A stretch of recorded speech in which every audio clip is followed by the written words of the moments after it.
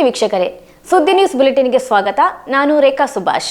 ಸುಳ್ಯದ Nehru memorial ಕಾಲೇಜಿನ ಸಭಾಂಗಣದಲ್ಲಿ ಅರೆಭಾಷೆ academy, Sullia NMC ಇವರ ಸಹಯೋಗದಲ್ಲಿ ಸುವರ್ಣ ಮಹೋತ್ಸವ ಸಂಭ್ರಮಾಚರಣೆ ಪ್ರಯುಕ್ತ ಅರೆಭಾಷೆ ರಾಷ್ಟ್ರೀಯ ವಿಚಾರ ಸಂಕಿರಣ ನಡೆಯಿತು. Sullia academy of liberal education ಅಧ್ಯಕ್ಷ ಡಾಕ್ಟರ್ ಕೆವಿ ಚಿದಾನಂದರು ಉದ್ಘಾಟಿಸಿ ಮಾತನಾಡಿದರು. ಅವರು ಪ್ರತಿಯೊಂದು ಭಾಷೆಗೆ ಅದರದೇ ಆದ ವೈಭವ ಇದೆ. ಈ ಭಾಗದಲ್ಲಿ ಹೆಚ್ಚು ಜನ ಆಡುವ ಅರೆಭಾಷೆಗೆ ಅಕಾಡೆಮಿ ಸ್ಥಾಪನೆಯಾದುದರಿಂದ ವಿಶೇಷ ಪ್ರಾತಿನಿಧ್ಯ ಬಂದಿದೆ ಎಂದರು. ಅರೆಭಾಷೆ ಅಕಾಡೆಮಿ ಅಧ್ಯಕ್ಷ ಸದಾನಂದ ಮಾವಂಜಿ ಅವರು ಸಮಾರಂಭದ ಅಧ್ಯಕ್ಷತೆಯನ್ನು ವಹಿಸಿದ್ದರು.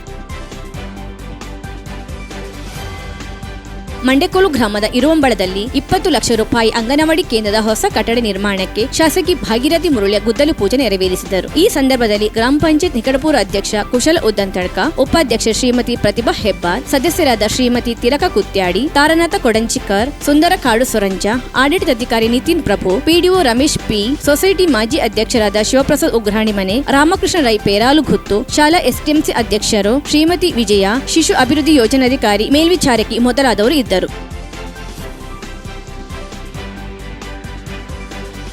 ದೇವಚಳ ಸರ್ಕಾರಿ ಹಿರಿಯ ಪ್ರಾಥಮಿಕ ಶಾಲೆಗೆ ಕೋಟೆ ಫೌಂಡೇಶನ್ ಮತ್ತು Clio software India private limited implemented by right to life ಇವರ ವತಿಯಿಂದ ಉಚಿತವಾಗಿ ಸ್ಮಾರ್ಟ್ ಟಿವಿಯನ್ನು ಕೊಡುಗೆಯಾಗಿ ನೀಡಿದರು.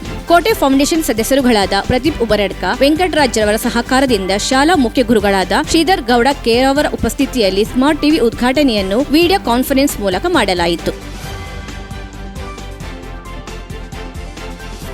ಇತ್ತೀಚೆಗೆ ನಿಧನರಾದ ಕನಕಮಜಲು ಪ್ರಾಥಮಿಕ ಕೃಷಿ ಪತ್ತಿನ ಸಂಘದ ಸದಸ್ಯರಾದ ದಿವಂಗತ ಉಮೇಶ್ ಕನ್ನಡಕ ಕನಕಮಜಲು ಹಾಗೂ ದಿವಂಗತ ಉಮೇಶ್ ಅರ್ಥಾಜರ್ ಅವರ ಮನೆಯವರಿಗೆ ವಿಮಾ ಪರಿಹಾರ ಮೊತ್ತವನ್ನು ಅವರ ಮನೆಯವರಿಗೆ ಸೊಸೈಟಿಯ ಅಧ್ಯಕ್ಷ ಸುಧಾಕರ ಕಾಮತ್ ಫೆಬ್ರವರಿ 23ರಂದು ಹಸ್ತಾಂತರಿಸಿದರು. ಈ ಸಂದರ್ಭದಲ್ಲಿ ಸೊಸೈಟಿಯ ಉಪಾಧ್ಯಕ್ಷ ವೆಂಗಪ್ಪ ನಾಯಕ ದೀರ್ಘಜೆ, ಮುಖ್ಯ ಕಾರ್ಯನಿರ್ವಹಣಾಧಿಕಾರಿ ಲೋಹಿತ್ ಕುಮಾರ್ ಕುತ್ಕೋಳಿ, ನಿರ್ದೇಶಕರುಗಳಾದ ಡಾಕ್ಟರ್ ಗೋಪಾಲಕೃಷ್ಣ ಭಟ್, ತಿಲೋತ್ತಮ ಕೊಲ್ಲಂತಡ್ಕ, ಗಂಗಾಧರ ಕಾಳಮ್ಮನಿ, ಕುಸುಮಧರ ಆರ್ಭಡ್ಕ, ನಿರಂಜನ ಬೊಳುವಯಲು, ಸುನೀಲ್ ಅಕ್ಕಿನಮಲಿ ಉಪಸ್ಥಿತರಿದ್ದರು.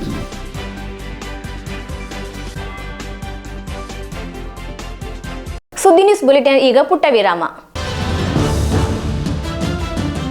ನಮಸ್ತೆ ವೀಕ್ಷಕರೇ, ಸುದ್ದಿ ನ್ಯೂಸ್ ಬುಲೆಟಿನ್ಗೆ ಸ್ವಾಗತ. ನಾನು ರೇಖಾ ಸುಭಾಷ್. ನಾನು ದಯಾನಂದ ಕೊರತೋಡಿ. ನಾನು ಪ್ರಜ್ಞಾ ಸಾಲ್ಯಾನ್ ಕೇರ್ಪಳ. ನಾನು ಯಶವಂತ್ ಕಾಳಮ್ಮನೆ. ನಾನು ಜಯಶ್ರೀ ಕೊಯ್ಗೋಡಿ. ನಾನು ಶಿವಪ್ರಸಾದ್ ಆಲಿಟಿ. ನಾನು ಪೂಜಶ್ರೀ. ನಾನು ದುರ್ಗಾಕುಮಾರ್ ನಾಯರ್ಕೆರೆ.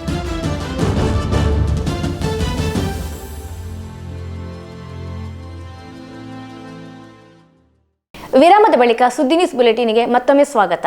ಮನೆಯೊಳಗೆ ತೆಗೆದಿರಿಸಿದ್ದ ಚಿನ್ನದ ಬಳೆ ಕಾಣೆಯಾದ ಘಟನೆ ಚಿಂಬು ಗ್ರಾಮದ ಕಾಚೇಲಿನಿಂದ ವರದಿಯಾಗಿದೆ. ಚಿಂಬು ಗ್ರಾಮದ ಕಾಚೇಲು ಪೊನ್ನಪ್ಪ ಗೌಡರ ಮನೆಯಲ್ಲಿ ಈ ಘಟನೆ ಸಂಭವಿಸಿದ್ದು ಕಳ್ಳತನವಾಗಿರುವ ಶಂಕೆ ವ್ಯಕ್ತವಾಗಿದೆ. ಕಲ್ಲುಗುಂಡಿ ಪೊಲೀಸರಿಗೆ ದೂರು ನೀಡಲಾಗಿದ್ದು ಪೊಲೀಸರು ಸ್ಥಳಕ್ಕಾಗಮಿಸಿ ತನಿಖೆ ಆರಂಭಿಸಿದ್ದಾರೆ. ಫೆಬ್ರವರಿ 21ರಂದು ತಮ್ಮ ಮನೆಯ ಪಕ್ಕದಲ್ಲಿ ಮೆಹಂದಿ ಕಾರ್ಯಕ್ರಮ ಮುಗಿಸಿ ಬಂದಿದ್ದ ಕಾಚೇಲು ಪೊನ್ನಪ್ಪರವರ ಪತ್ನಿ ತನ್ನ 1 ಕಾಲ್ ಪವನ್ ಅಂದಾಜಿನ 2 ಬಳೆಗಳನ್ನು ಕೈಯಿಂದ ತೆಗೆದು ಅಕ್ಕಿ ಅಳೆಯುವ ಸೆರಿನಲ್ಲಿ ಹಾಕಿ ಅಡುಗೆ ಮನೆಯಲ್ಲಿ ಇಟ್ಟಿದ್ದರು. ನಂತರ ಮನೆ ಕೆಲಸ ಮುಗಿಸಿ ರಾತ್ರಿ ಮಲಗಿ ಮರುದಿನ ಬೆಳಿಗ್ಗೆ ಮದುವೆ ಕಾರ್ಯಕ್ರಮಕ್ಕೆಂದು ಹೊರಡುವ ವೇಳೆ ಬಳೆ ತೊಡುವುದಕ್ಕಾಗಿ ಸೇರು ತೆರೆದು ನೋಡುವಾಗ ಬಳೆ ಕಾಣಲಿಲ್ಲ. ಅದರ ಜೊತೆಯಲ್ಲಿ ಇರಿಸಿದ ಗಾಜಿನ ಬಳೆ ಅಲ್ಲಿಯೇ ಇತ್ತು. ಅಲ್ಲೇ ಇರಬಹುದೆಂದು ಭಾವಿಸಿ ಅವರು ಮದುವೆ ಮನೆಗೆ ದಿಬ್ಬಣ ಹೊರಡಿಸಲು ಹೋಗಿ ವಾಪಸ್ಸು ಮನೆಗೆ ಬಂದು ಹುಡುಕಾಡತೊಡಗಿದರು. ಆದರೆ ಬಳೆ ಎಲ್ಲಿಯೂ ಕಾಣಲಿಲ್ಲ. ಅದೇ ದಿನ ಸಂಜೆ ಮನೆಯ ಪಕ್ಕದ ರಸ್ತೆಯಲ್ಲಿ ಸ್ಕೂಟರ್ ಒಂದು ನಿಂತಿದ್ದು ಬಳೆ ಕಾಣೆಯಾದುದು ಗೊತ್ತಾಗಿ ನೋಡುವಾಗ ಸ್ಕೂಟರ್ ಅಲ್ಲೇ ಇದ್ದು ಆತ ಕಾಣಲಿಲ್ಲ. ಇದರಿಂದಾಗಿ ಆತನ ಬಗ್ಗೆ ಮನೆಯವರಿಗೆ ಸಂಶಯ ಬಂದಿತ್ತು. ಫೆಬ್ರವರಿ 22ರ ರಾತ್ರಿಯವರೆಗೂ ಹುಡುಕಿದರೂ ಸಿಗದೆ ಫೆಬ್ರವರಿ 23ರಂದು ಮತ್ತೆ ಹುಡುಕಾಟತೊಡಗಿದರು. ದೊರೆದಿದ್ದಾಗ ದಾರಿ ಕಾಣದೆ ಸಂಪಾಜಿ ಪೊಲೀಸ್ ಠಾಣೆಗೆ ಹೋಗಿ ದೂರು ನೀಡಿದ್ದಾರೆ.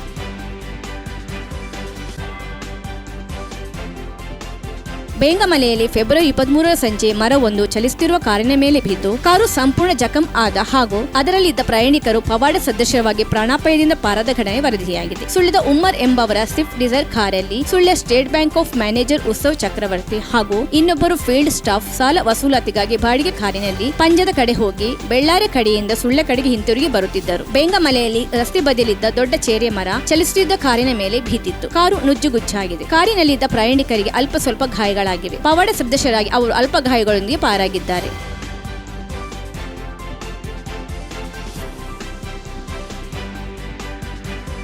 ಫೆಬ್ರವರಿ 21ರಂದು ಶನಿವಾರ ಮಧ್ಯಾಹ್ನದ ಸಮಯ ಸುಳ್ಯ ಸಮೀಪದ ಬುಳುಬೈಲಿನ ನಡೆದ ಕಾರು ಅಪಘಾತದಲ್ಲಿ ಗಂಭೀರ ಗಾಯಗೊಂಡ ಚಾಲಕ ಕುಕ್ಕೆಶ್ರೀ ವಸಂತ್ ರವರು ಸುಳ್ಯದ ಖಾಸಗಿ ಆಸ್ಪತ್ರೆ ನಿನ್ನೆ ರಾತ್ರಿ ಕೊನೆಯುಸಿರೆಳೆದಿರುವುದಾಗಿ ತಿಳಿದು ಬಂದಿದೆ. ಕುಕ್ಕೆಶ್ರೀ ವಸಂತ್ ಹಾಗೂ ಅವರ ಕುಟುಂಬ ಮಡಂತ್ಯಾರಿಗೆ ಸುಳ್ಯದಿಂದ ಹೊರಟಿದ್ದರು. ಕಾರು ಬುಳುಬೈಲಿನಲ್ಲಿ ಹೋಗುತ್ತಿರುವಾಗ ಅವರ ಹಿಂಬದಿಯಿಂದ ಅತಿ ವೇಗವಾಗಿ ಬಂದ ಕಾರು ವಸಂತರ ಕಾರಿಗೆ ಡಿಕ್ಕಿಯಾಯಿತು. ಪರಿಣಾಮ ವಸಂತರು ಗಂಭೀರ ಗಾಯಗೊಂಡರೆ ಅವರ ಪತ್ನಿ ಮಕ್ಕಳಿಗೂ ಗಾಯಗಳಾಗಿತ್ತು. ಎಲ್ಲರನ್ನೂ ಸುಳ್ಯದ ಆಸ್ಪತ್ರೆಗೆ ಕರೆತರಲಾಗಿತ್ತು. ವಸಂತರು ಗಂಭೀರವಾಗಿದ್ದರಿಂದ ಅವರನ್ನು ಮಂಗಳೂರು ಆಸ್ಪತ್ರೆಗೆ ದಾಖಲಿಸಲಾಗಿದೆ. ದಾಖಲಾಗಿತ್ತು. ವಸಂತರ ಸ್ಥಿತಿ ಗಂಭೀರವಾಗಿದ್ದರಿಂದ ವೈದ್ಯರ ಸಲಹೆ ಮೇರೆಗೆ ಅವರನ್ನು ನಿನ್ನೆ ಬೆಳಗಿನ ಜಾವ ಸುಳ್ಯದ ಕೆವಿಜಿ ಆಸ್ಪತ್ರೆಗೆ ಕರೆತರಲಾಯಿತು. ಅಲ್ಲಿ ಫೆಬ್ರವರಿ 24 ಸಂಜೆ ಕೊನೆ ಉಸಿರೆಳೆದರೆಂದು ತಿಳಿದು ಬಂದಿದೆ. ವಸಂತರ ಕಾರಿಗೆ ಅಪಘಾತ ನಡೆಸಿದ ಕಾರು ಚಾಲಕ ಪೇರಾಲು ಉದ್ದಂತಡಕದ ಮಂಜುನಾಥ್ ರವರ ಮೇಲೆ ಸುಳ್ಯ ಪೊಲೀಸ್ ಠಾಣೆಯಲ್ಲಿ ದೂರು ದಾಖಲಾಗಿದೆ.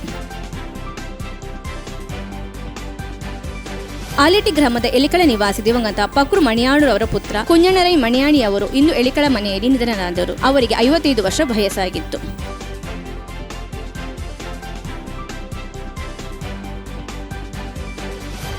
ಆಲೇಟಿ ಗ್ರಾಮದ ಭಡ್ಡಡ್ಕ ಆಡಿಂಜ ನಿವಾಸಿ ಬಾಲಕೃಷ್ಣ ಗೌಡರ ಪುತ್ರಿ ಕುಮಾರಿ ಶರಣೆರವರು ಮಂಗಳೂರಿನ ಖಾಸಗಿ ಆಸ್ಪತ್ರೆಯಲ್ಲಿ ಫೆಬ್ರವರಿ 24ರಂದು ನಿಧನರಾದರು. ಅವರಿಗೆ 28 ವರ್ಷ ವಯಸ್ಸಾಗಿತ್ತು. ಅವರು ಕಳೆದ 2 ವರ್ಷಗಳಿಂದ ಆಲೇಟಿ ಗ್ರಾಮ ಪಂಚಾಯತ್ನಲ್ಲಿ ಉದ್ಯೋಗಿಯಾಗಿದ್ದರು.